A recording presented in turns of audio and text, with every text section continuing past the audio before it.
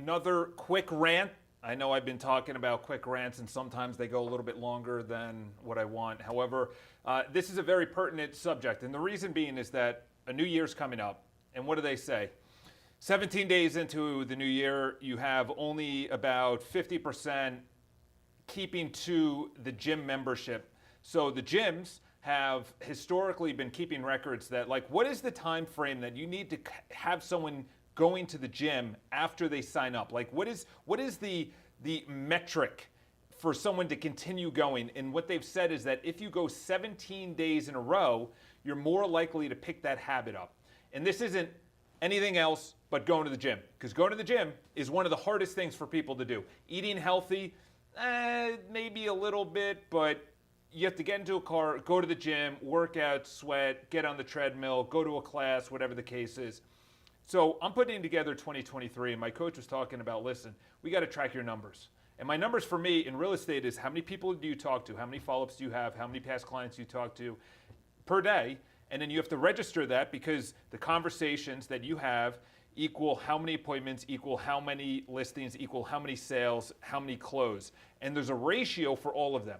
Right now, I haven't been tracking my numbers at all in 13 years, coming up on 14 years of real estate. That's kind of embarrassing, honestly, to say out loud. I actually have it. I have a book of notes that I took during every single call, and one of the biggest things is that what I want to implement in January for my personal YouTube channel, which is this, and for my business YouTube channel, which is BPI, is essentially have that month, which is the state of BPI, which is my business, and then the state of me. In other words, the state of the unit, kind of a ripoff of what the president does every year, and essentially say, this is what we wanted, this is what we accomplished, and this is where we're going.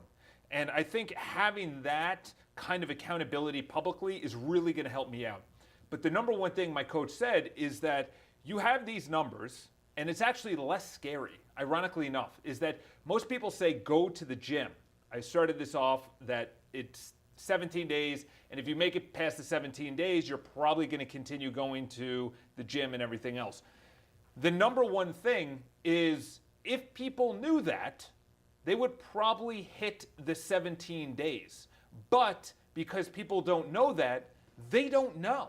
So they just go, and as Simon Sinek has talked about, he goes, people just go and they don't know when they're going to get into shape. They don't see any results after going for 17 days. But Simon Sinek said something very interesting. He said, I don't know when you're going to get into shape. But if you continuously go to the gym and you prioritize what you eat and drink, you will get into shape. I don't know if it's after 60 days, 90 days, 1 year. I have no idea. But the main thing here is consistency, but it's all evolved around numbers. So at the end of my call with my coach just now, he said something very interesting, and I had to follow up his statement with a question as well.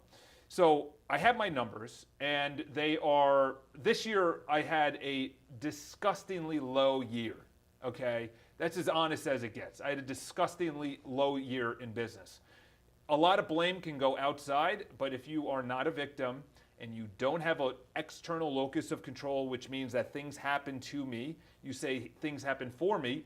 So the things happen for me is like, okay, well, I had a pretty crappy year.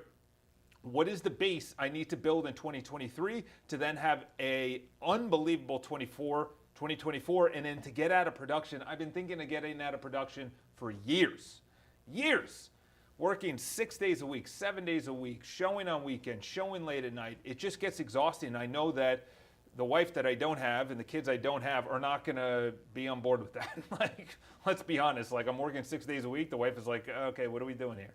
So I have to be in a position in the future. So it starts now. He said something very interesting. He said, what is the level of your buy-in? What is the level of your buy-in? You know the conversations you need to have. You know who you need to talk to every single day. He goes, what's harder? Getting on the treadmill this morning for your triathlon prep next year, or making 3 past client calls, 3 follow-up calls, and 3 new calls to a database? And he goes, past clients is around 250. You have about sphere of influence of about 500 people, and then your database is about 6,000 to 7,000 people. okay? It doesn't matter about the actual numbers. But when you break it down and you say, well, each person needs to be talked to at least 4, what he was saying is the numbers make it less scary. So now that we have the numbers, Charles, what is your level of buy-in? This is literally 1 minute left in our call. And I said, well, I'm bought in, but it wasn't really convincing how I answered it. So I had a follow-up question to him. I said, what do you mean a level of buy-in? He said, do you trust me? I'm like, all right, this is getting personal. Like, where are we going with this? And it was honest. Essentially, buy-in means that you are leveraging out a form of accountability. And that accountability could be to social media. There's a lot of people that they leverage out, if they're in the fitness community, they leverage it out and they say, listen, I have to maintain a certain figure or at least health, because otherwise, if I'm espousing, I don't know if that's the right word, if I'm actually saying to do this, but I'm not doing it, I'm a fraud. There's a lot of frauds out there. Let's be honest. There's a lot of people who they're two-faced, and you can spot them real quick. You know, it's the person that says, hey, listen, before I bring you on as a financial advisor, let's look at your bank account first. Before you analyze my bank account, what's going on with yours, okay? Or the insurance person that says, let's see what you got going on. Do you have life insurance? What kind of life insurance do you have? What kind of car and home and what kind of insurance do you have? It's the same thing as my coach was saying, is that you have to leverage out some accountability, which makes you vulnerable to failing. What do people not want to do, especially with social media? They don't want to look bad. They don't want to fail. They don't want to be shamed or embarrassed or put a bunch of stuff out there that it could go wrong. I started a company and it failed. The people that hate on failures are the biggest frauds that I ever know, because they never even started. So when people come at me, I'm like, what have you done?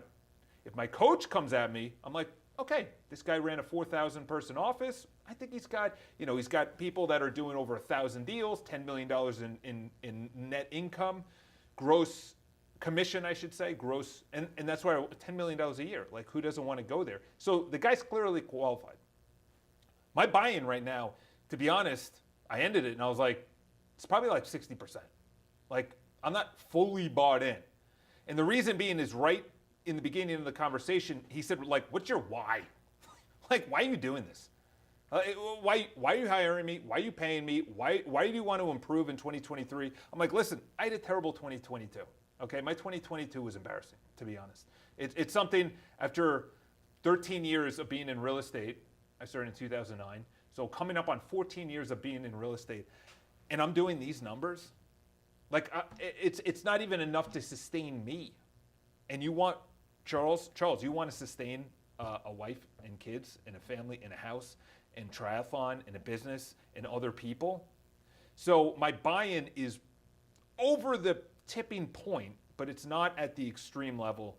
And I don't know how to get there, but the level in which you're bought into, the level in which you're committed to, I would say is you have to have self-awareness. Because a lot of people say, I'm going to go to the gym today. I know I didn't go today, but I'm going to go tomorrow. I'm going to go tomorrow. I'm going to make my phone calls tomorrow. I'm going to ask her out tomorrow, or I'm going to say I love you tomorrow, or I'm going to quit my job next week. And that comes and it goes. It arrives and then it passes by. So really, the question is, am I really committed to this? Okay? And the one word that he used, which I understand the actual meaning to, a lot of people say it and they kind of just flutter it by like everything else, just degeneracy in the words and what they say. And words create. And if you're creating the wrong reality, you're speaking inaccuracies. Integrity. Integrity is thoughts, words, and actions, all aligned. Thoughts, words, and actions. The people who are most in integrity, and this has nothing to do with status or money or what. You could have a guy at the corner store who's has more integrity than someone you see and look up to on social media or in the public arena. Integrity has nothing to do with any status or any money, and that's why, personally, what I like about my homeland of Ireland is that a lot of it is a handshake. We don't need a contract. So I really came from that world, except if you really go to your self-awareness, if your integrity, you have a lot of thoughts or dreams. I want to be in shape. I want a wife. I want kids. I want a business. I want more money. I want to be liked. I want more. But the actions, and you're saying this, by the way, I want to be in shape. So you have the thought, then you have the word, so you're actually speaking it into existence, but then it's cut off because you're not actually doing the action. So you're out of integrity, which means that you're not bought in. This whole thing is all aligned. You know, as I was thinking, I'll leave it on this, is there's something called the flower of life. And the flower of life is essentially what reality is based on. And this is from probably hundreds, I was going to say thousands, I don't know if it's thousands, but hundreds of ancient texts. And they all talked about the exact same thing. Just Google what it looks like. It's the same when it comes to DNA strands, as opposed to pretty much the basis of life is something called the flower of life. And in the flower of life is that every circle or half circle or line is essentially attached to another area. And I really thought about that, and I said, that's what life is. Because if you don't have the energy because you're not taking care of your body, you're not bought in there, but that's also going to overlap into your work and business. And if you're out of integrity or not bought into being healthy, if you're not bought into actually making money, and then you go out into the real world of relationships and kids, business, what's your personality, what's your brand, nothing is going to be aligned because everything is out of integrity. It's all together. It's all together, okay? That's something for me to think about this week. How bought in am I? And the reason being is that if I'm bought into an area like triathlon training, okay, that buy-in actually also helps the night before to make sure that I'm not going out, I'm not drinking, I'm not eating like crap, I don't really have any coffee past 8. So that's fine, but like I'm not on my cell phone. So in other words, if I'm bought in, what's my level of buy-in throughout? If I'm bought into triathlon training, say my health, that's also going to make sure I eat correctly. And then that's going to make sure that I actually make my phone calls because I'm going to have energy for it. And then later in the day, if I, see a girl that I'm seeing, then I'm going to have energy for her. And I'm also going to be at higher confidence because I took care of my work and I took care of my triathlon training. Triathlon training to work, to play. But the play for me is going to be very narrow right now because of where I want to go. I don't know if any of this made sense, but it all loops in. Your level of buy-in, one area, will bleed into other areas. Here's another way. If you have low standards, your standards for your body, Tony Robbins has talked about this. He goes, I know your level of buy-in, I know your level of standards for your body just by looking at you. Just by looking at you. I know this guy, and he was doing it in front of 6,000 people in 2020 when I was at his UPW. He's like, this guy, he's jacked, his muscles are coming out of his shirt, he feels good, he's showing it off. He didn't go to anyone else because there were some people that were a little overweight, but it's true. What's your level of standard? What's your level of standard for how to treat yourself? What's your level of standard? I was actually thinking about this morning, and I know I'm going on a crazy monologue right now. But I was thinking about it this morning, is that someone talks about how it was in a podcast. They're like, I don't actually get disrespected. And the reason being is that they walk into an arena like a phone call, like a business deal, like a dinner. It could be anywhere. And he walks in with the presence and the standard that I'm respected. You know how when people are like, oh, they lit up the room, or they demanded respect. They entered the conference room and they just exuded. It's the exact same thing. They have a higher level of how they are going to be treated. And honestly, that comes around to how you treat your body health-wise. It's a rental. We're not taking it to the next life or anywhere else. I saw a video many years ago. It's like, well, if you hear the engine and you hear it's creaking and you don't fix it, that's going to then potentially slow you down. If it slows you down, then maybe you get a flat tire. And if you don't change the flat tire and then you're fueling it with diesel when it actually needs unleaded, regular, that's what people are doing. They're treating their body like a rental car that they're just going to give back and then they get a brand new rental car. No, that's not how it is. You have a rental car, you got to take care of that rental car because, by the way, it's now purchased. You now own that rental car. That's your body. And then you look at your bank account. If you think that making less money is the future, you're sadly mistaken. Everything is going to become the people who rise to the highest vibration, the highest, for me, I was thinking about, because my coach said, what's your business brand? And I said, my business brand is to reimagine the experience of real estate. And I'm still working on that. I do like it. But he said, okay, what's your personal brand? I said, to bring people to the highest version of themselves. You could be my mom in her late 70s, and she's at a totally different point of her life, but becoming the best version of herself is way different than the best version of me. She has kids, she has grandkids. It has nothing to do with status, has nothing to do with money. It is becoming the best version of yourself, whatever the circumstances are. This channel's all about no victims. Like, what are you going to complain about? Like, you're just going to find other complainers. I'm not saying bad things don't happen. I just heard news from someone in my family about some bad news, very bad news, and I don't know how to handle it because it's never happened. So it's one of those things that you got to say, okay, this is the reality. This is what we're going through. What do we do? What's my level of buy-in to find a solution? Okay, I'm out of shape or I'm in debt. Next year, I'm going to go into when 2023 is done, and I'm at a totally different range. I'm going to tell you right now, I'm going to be very honest.